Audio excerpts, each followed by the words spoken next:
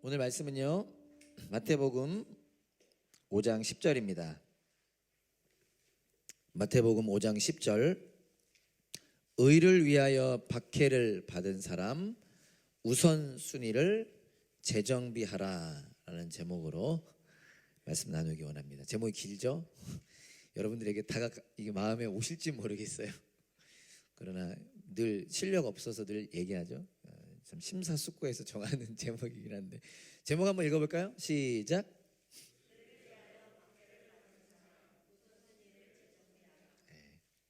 오늘 설교의 목표는 어디에 있을까요? 그렇죠. 뭐를? 우선순위를 재정비하는 것에 우리의 저의 그리고 우리의 간구와 목표가 되기 원합니다. 본문 한번 읽어볼까요? 다 같이 시작. 의를 위하여 박해를 받은 사람은 복이 있다. 하늘나라가 그들의 것이다. 하나님의 말씀을 나눕니다. 이 말씀이 깨달아지고 이 말씀이 경험되어지고 이 말씀을 붙잡고 살아내는 은혜를 우리 모두가 누리기 원합니다. 오늘 이 시간 친히 우리 한 사람 한 사람 가운데 역사해 주세요. 예수님의 이름으로 기도합니다. 아멘. 우리 함께 고백해 봅시다. 예수님의 사랑과 능력이 나를 제자 되게 한다. 예수님의 사랑과 능력으로 살아갈 수 있다. Love and Power 산상수훈의 말씀 중 팔복의 말씀 나누고 있습니다. 팔복은 어떤 내용인가? 이제 여러분 외우셨죠? 아닌가요? 하나님의 자녀들은 이러한 특성을 갖게 되고 이러한 특성으로 살게 된다. 즉 우리 담없는 교회 여기에는 우리 모두 예수님을 믿는다 고백한다면 우리에게 이러한 모습들이 우리가 갖게 될 것이고요. 또한 이러한 모습으로 살고자 기억하며 몸부림쳐야 한다는 것이죠. 오늘은 드디어 팔복의 마지막 말씀 8번째 말씀입니다. 의를 위하여 박해를 받은 사람은 복이 있다. 하늘나라가 그들의 것이다. Blessed are those who are persecuted for righteousness' sake, for theirs is the kingdom of heaven. 제자는 어떤 사람인가?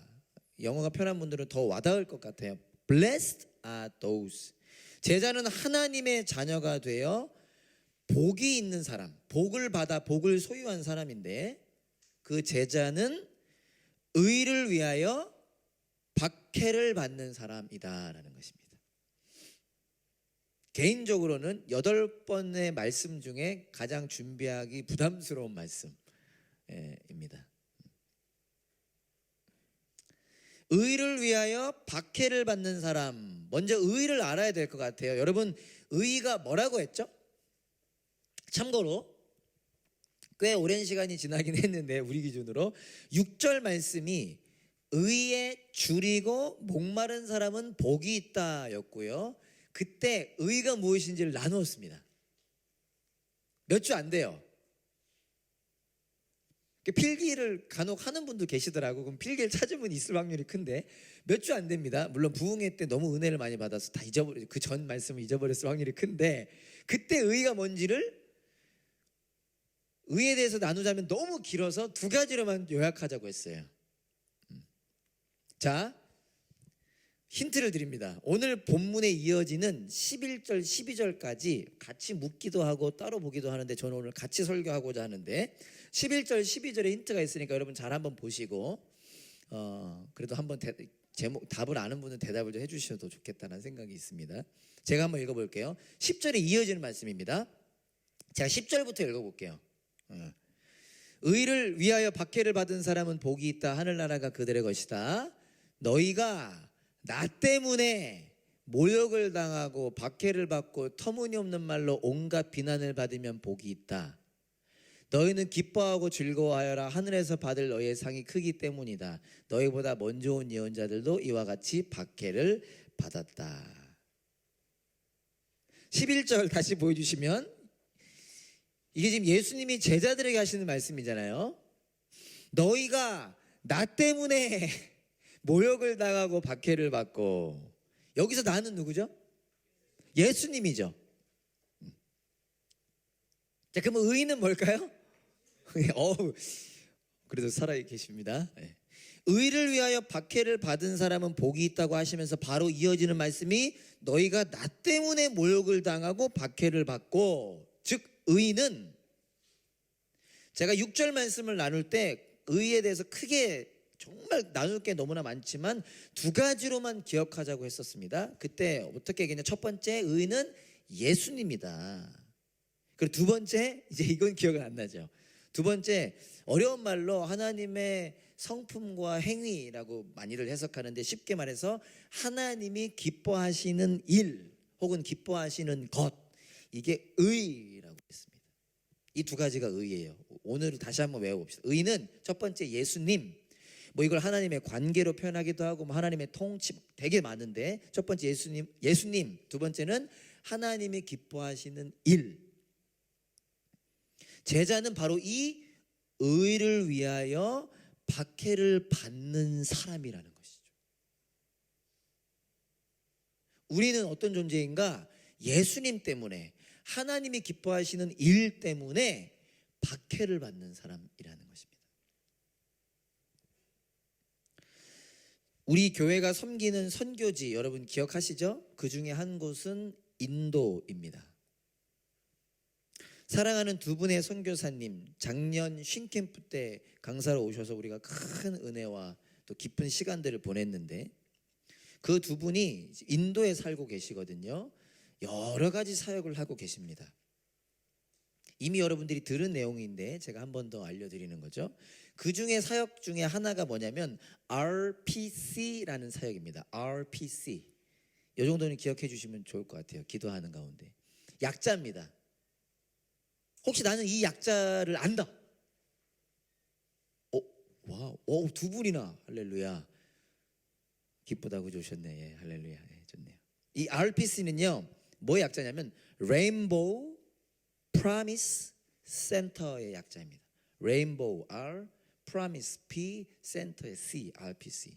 Rainbow Promise Center. 특별히 이 레인보우는 우리 모두에게 참 좋은 거긴 하지만 성경에 나오는 거죠. 무지개는, 7색깔 무지개는 하나님의 약속을 또 뜻하는 거잖아요. 두 분 선교사님께서 인도의 오리사라고 하는 지역에 살고 있던 19명의 아이들을 본인들의 양자로 삼으셨습니다. 그래서 그들과 함께 살며 그들을 하나님의 자녀로 지금도 양육하고 계세요. 좀 요만할 때 데리고 오셨는데 지금 뭐 저보다 키 훨씬 크고요. 대부분 대학생 고3 요 정도 됐습니다. 근데 이 두 분의 선교사님이 이 아이들을 양자로 삼아 오리사라고 하는 지역에서 본인들이 살고 있는 도시로 데리고 오게 된 계기 중에 하나가 무엇이었냐면, 이 아이들이 살던 오리사라고 하는 지역에 예수님을 믿는 그리스도인들을 향한 박해가 있었기 때문입니다. 아마 많은 분들이 영상으로 그 박해 장면을 보셨겠지만 저는 처음에 보고요, 믿을 수 없었습니다. 제가 살아왔던 신앙의 모습 속에서, 생각 속에서 이런 일이 지금도 생긴다라고 저는 믿을 수 없었는데, 이게 전 세계로 알려진 사건이거든요. BBC 이런 방송들을 통해서. 여러분들 인터넷 찾아보시면 아마 나오실 텐데, 우리는, 저 같은 사람은 상상하기도 어려울 정도로 끔찍한 일들이 일어났습니다. 폭력, 강간, 방화, 살인. 이 인도 사람들이요, 교회 건물에 와서 교회 건물을 불러 태우고 부시고 목사님들을 죽이기도 하고요. 목사님을 끌고 가서 사람들 가운데 세워놓고 막 때리기도 하고요. 감옥에 넣기도 하는 끔찍한 일들이. 근데 그 이유는 단 하나였어요. 예수님을 믿는다라고 하는 이유 단 하나였습니다. 그게 아주 오래전 일이 아니라 근래에 일어난 일이죠. 그래서 그 소식을 듣고 이 아이들이라도 살려야 되겠다.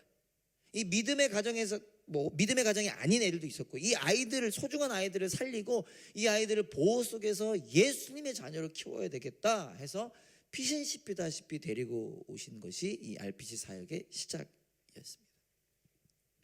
여러분 지난 청년 캠프 기억하시나요? 참 많은 청년들뿐만 아니라 우리 교회 분들도 장년부들도 은혜를 받았는데요. 그때 강사로 우리 홍영진 목사님 오셨잖아요. 근데 그분을 모시고 저희가 선교 세미나라는 시간을 이곳에서 가졌었습니다. 그때 다뤄졌던 내용인데 간단하게만 이야기하면 오픈도어 선교회라고 하는 단체가 있습니다. 그 오픈도어 선교회가 해마다 1월에 선교 보고를 이렇게 해주시는데 작년 한 해 동안의 보고를 해주는 내용이에요. 그 연간 보고서에 따르면, 그러니까 지금 제가 얘기하는 건 2022년의 이야기입니다. 2022년 한 해에 어떤 일이 있었는가? 2022년 한 해만도 조사만 이 정도니까 더 심했겠죠. 5,600명 이상의 그리스도인들이 그들이 예수님을 믿는다는 이유 때문에 죽임을 당했어요. 5,600명 이상. 5,200명 이상이 납치를 당했고요. 2,100개 이상의 교회가 공격을 받거나 폐쇄되었고요. 12만 4천 명 이상이 예수님을 믿는다는 이유로 가족으로부터 추방을 당했어요. 예수 믿으면 너는 우리 가족이 아니다. 추방을 당했고요. 15,000여 명이 난민이 되었습니다. 자유를 잃어버린 거죠. 이게 여러분 지금도 일어나고 있는 일이라는 겁니다. 근데 저의 성정으로, 여러분들은 저보다 더 성숙할 수 있을 텐데 저의 실력, 저의 성정으로 안타까운 것은 무엇이냐, 이러한 얘기를 들을 때 제 마음에 어떠한 안타까움이 있느냐, 지금 멜번 그리고 한국 등을 사는 그리스도인들에게는 이런 이야기가 멀게만 느껴진다는 거예요. 믿는다는 이유로 박해를 받는다는 이야기가 멀게, 그나마 저는 그 박해 현장을 직접 가봤습니다. 그 오리사라고 하는 곳에 직접 봤기 때문에 그분들의 시선, 제가 도망도 가봤어요. 오늘 어제 방송이 안 되니까 그 힌두 지도자들로 인해 저희가 산골로 도망도 가봤습니다. 그랬기 때문에 그나마 제가 조금 피부로 약간 느껴봤지, 죽임을 당한다, 매를 맞는다, 이러한 이야기가 멀게만 느껴진다는 거예요. 그래서 오늘 한 번 더 질문해보고 싶습니다. 정말 먼 이야기일까? 한번 질문해보기 원하는 것입니다. 시간이 된다면, 제가 오늘은 조금 평소보다 아니에요. 시간이 된다면 다음에 좀 더 다루도록 하겠지만, 다루면 좋겠지만, 오늘은 혹시 여러분들도 저처럼 믿는다는 이유로 박해를 받는다는 것이 나에게 먼 이야기로 느껴진다면, 그런 우리가 오늘은 어디에 집중을 좀 더 하고자, 잠깐이라도 집중하고자 하냐면 의를 위하여 산다는 것에 한 번 더 집중해 보고자 합니다. 그러니까 박해는 그 다음 단계라고 하다손 치더라도 의를 위하여 산다는 것은 무엇일까를 한 번 더 먼저 집중해 보고자 합니다. 자, 여러분 마음으로 한번 질문해 봅시다. 의를 위하여 산다는 것은 무엇일까요? 의는 이미 아직 까먹진 않았죠. 의는 예수님이라고 했고, 의는 하나님이 기뻐하시는 일이라고 했잖아요. 그렇다고 한다면 의를 위하여 산다는 것은 예수님을 위하여 산다는 것입니다. 하나님이 기뻐하시는 일을 위하여 산다는 것입니다. 그렇다면 오늘 한 번 더 생각해 보고자 하는 것은 예수님을 위하여 사는 삶은 무엇인가 하는 것입니다. 사실 우리에게 너무 익숙한 걸 수도 있고 이미 여러분들이 그렇게 잘 살아가고 계신다라고 제가 생각하지만 한 번 더 생각해 보기 원하는 것입니다. 예수님을 위하여 사는 삶은 무엇일까요? 여러 가지로 표현할 수 있을 것입니다. 오늘 마지막 찬양에도 나왔던 것도 제 기억이 맞다면 예수님처럼 살아가게 하는, 예수님처럼 살아가는 거, 예수님 말씀대로 살아가는 거, 여러 가지로 표현할 수 있겠지만 오늘은 이렇게 한번 표현해 보고 싶어요. 제목으로 이미 눈치채실 수도 있는데, 예수님을 위하여 산다는 것은 예수님을 우선순위로 삼으며 산다는 것입니다.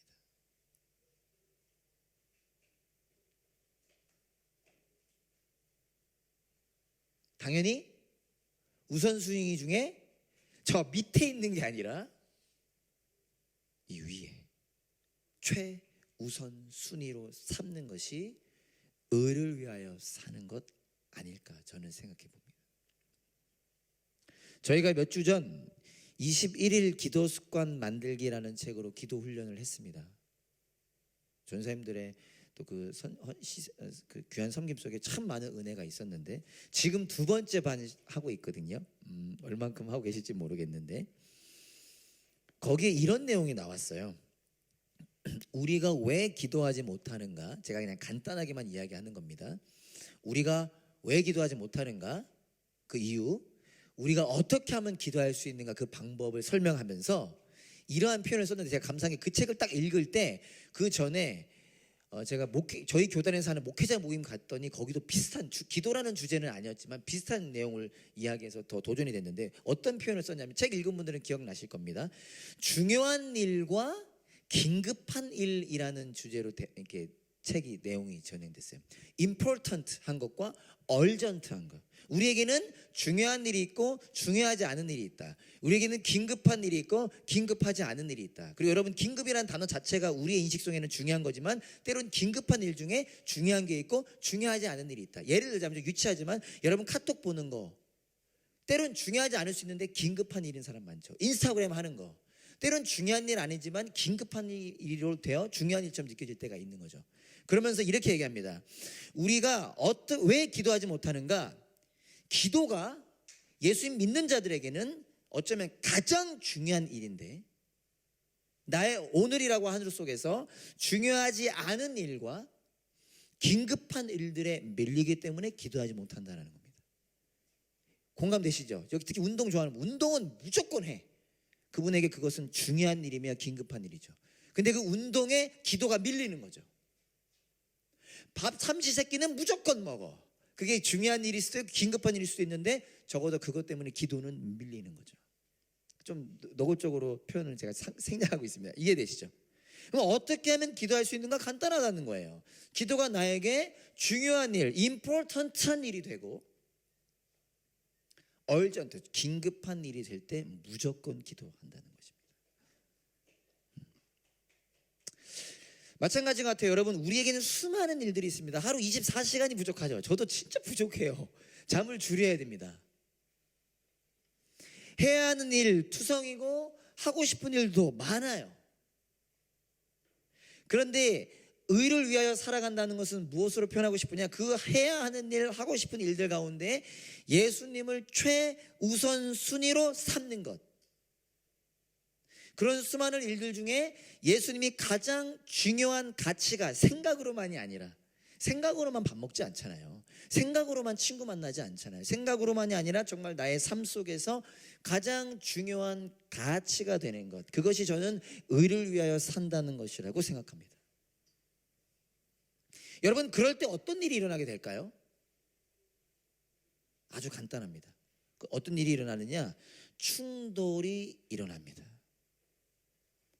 좀 유치하지만 제가요, 여러분들을 위해서 여지까지 운동 아침마다 올라가고 있습니다.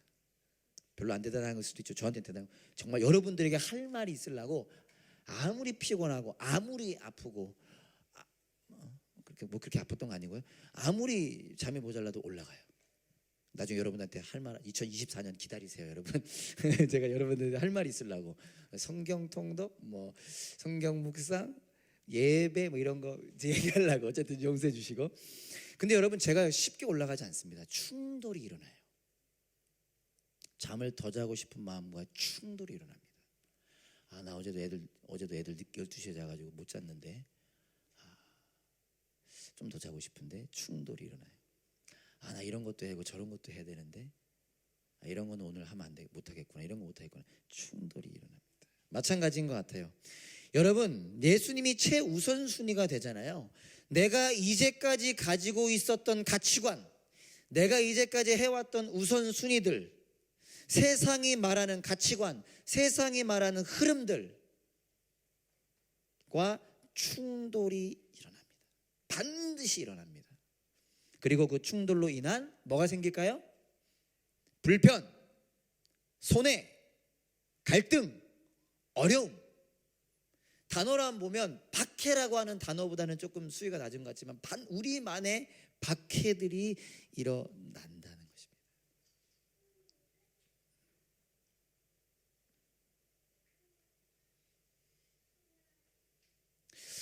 우리가 잘 아는 말씀이죠. 요한복음 15장 19절. 우리 다 같이 한번 읽어볼까요? 다 같이 시작. 세상에 속하여 있다면 세상이 너희를 자기 것으로 여겨 사랑할 것이다. 그러나 너희는 세상에 속하지 않았고 오히려 내가 너희를 세상에서 가려 뽑아냈으므로 세상이 너희를 미워하는 것이다. 쉽죠? 아쉬운 말씀이죠. 너희 세상에 있으면 세상이 너희 좋아해. 근데 너희가 세상과 구별돼 있으면 세상은 너희를 미워할 거야. 우리가 세상과 비슷하다면 아무런 문제가 없습니다. 세상에 속해 있다면, 세상을 따라간다면 no problem. 그런데 우리가 세상이 아닌 예수님께 속해 있다면, 그래서 나를 사로잡으신, 내 안에 거하신, 내가 거한 그 예수님을 위해서 살아간다면 우리도 물론 그 인도처럼 우리 선교사님들처럼 밖에는 받지 않다 손 치더라도 우리 안에서 일어나는 예수님 때문에 모욕을 당하고 박해를 받고 비난을 받게 될 것이다 라는 것입니다. 아마 여러분도 그런 경험이 있을지도 모르고요. 여러분들 주위에 그런 얘기 분명히 들어보셨을 겁니다. 여러분 2023년 멜번 땅에도 예수님을 믿는다는 이유로 우리만의 박해가 지금도 일어나고 있습니다. 우리가 정직하게 살아간다면, 우리가 거룩하게 살아간다면, 우리가 말씀대로 살아간다면 분명히 친구로부터, 회사로부터, 직장으로부터, 학교로부터, 사회로부터 불편, 갈등, 여러 가지 어려움들 겪게 될 거라는.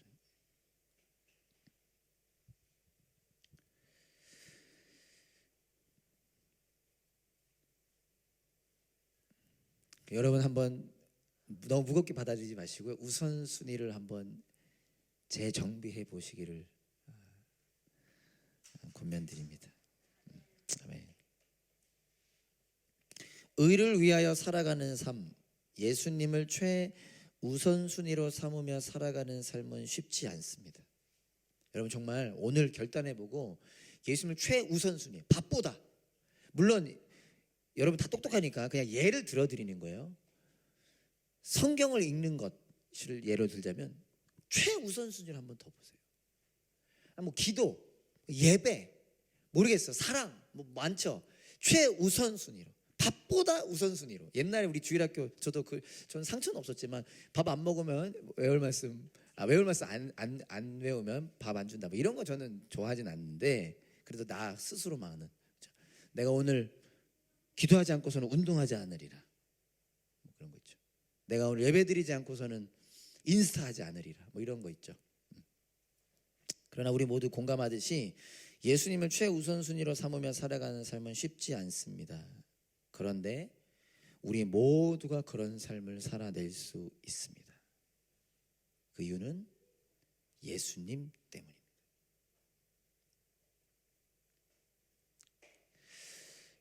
제가 여기 아기가 있는데 제가 저희 아들을 8년 만에 가졌거든요. 제가 그 아픔을 잘 압니다. 8년 만에 첫 아이를 가졌는데 아이가 생기니까요 바뀌어요. 도저히 바뀌지 않을 것 같던 저의 어떤 모습들이 바뀌어요. 그런데 여러분, 저와 여러분을 구원하여 자녀 삼기 위해 예수님께서 이 땅에 오셨습니다.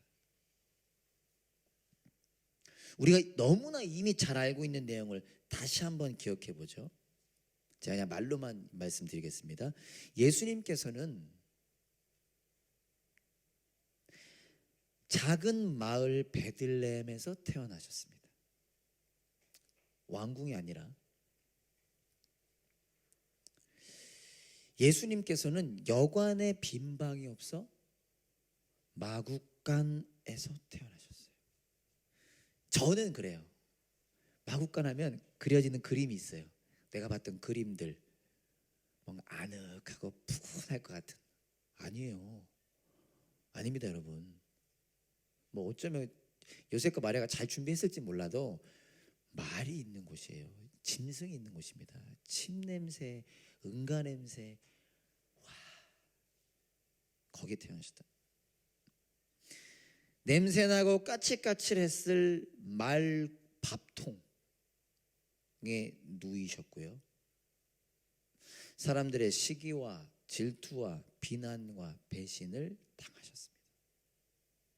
로마 군인들로부터 끔찍한 채찍질을 맞으셨고 십자가에 못 박혀 죽임 당하셨습니다. 예수님이 태어나신 이유는 바로 그 십자가 죽음 때문이었습니다. 예수님의 이런 삶을요, 예수님께서는 당신이 침례 요한에게 침례를 받으실 때 이렇게 표현하셨습니다. 마태복음 3장 15절에 보면 여러분 혹시 기억하는 분 계실까요?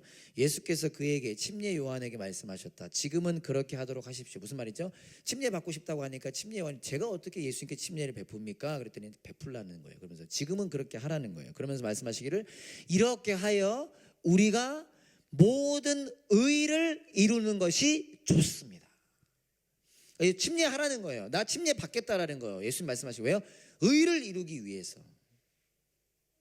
예수님께서 이런 고난과 박해를 받으신 이유는 오늘 본문으로 표현해 본다면 의를 이루기 위함이었습니다. 여기서의 의는 곧 저와 여러분이고요. 우리를 살리기 위해, 우리를 자녀 삼기 위해, 우리를 구원하기 위해 뭘 받으신 거예요? 그 의를 위하여 고난과 박해를 받으셨다는 것입니다. 우리가 의를 위하여 살아갈 수 있는 이유, 의를 최우선으로 삼을 수 있는 이유는 바로 먼저 예수님께서 우리를 위하여 고난 받으셨는데 그 예수님이 우리 안에 거하시기 때문이라는 거예요. 이 예수님을 믿게 될 때, 이 예수님을 더 알아갈 때, 이 예수님을 더 사랑하게 될 때 우리의 삶은 어느덧 예수님을 최우선 순위로 삼고 싶어 하는, 그리고 최우선 순위로 삼아가는, 그래서 의를 위하여 박해를 받는 삶이 되게 될 것입니다. 연말을 그렇게 잘 우선순위를 재정비하는 시간으로 갖고 2024년 그 의를 위하여 살아가는 저와 여러분이 될 수 있기를 간절히 소망합니다. 여러분 우리 옆 사람에게 한번 메리 크리스마스 인사하면 좋을 텐데 이렇게 한번 인사해 봅시다. 뭐 너무 유치할까요? 제가 먼저 인사할게요. 메리 크라이스트마스. 옆 사람에게 한번 인사해 봅시다. 메리 크리스마스 말고 메리 크라이스트마스 한 번 더 해봅시다. 시작. 메리 크리스마스는 크라이스트마스입니다. 크라이스트마스. 예수님이 우리를 위해 이 땅에 오셨습니다. 우리는 예수님의 오심 때문에 기쁘다 구주 오셨네, 막 아름답게 장식하며 기뻐하라 하셨으니까요. 그러나 정작 그 주인공 예수님은 고통을 위해 이 땅에 오셨습니다. 고통받으러 오신 예수님, 그 은혜를 깊이 묵상하며 누리는 우리 모두가 될 수 있기를 간절히 소망합니다. 우리 일어나셔서 함께 찬양하실까요? 우리 마지막에 했던 찬양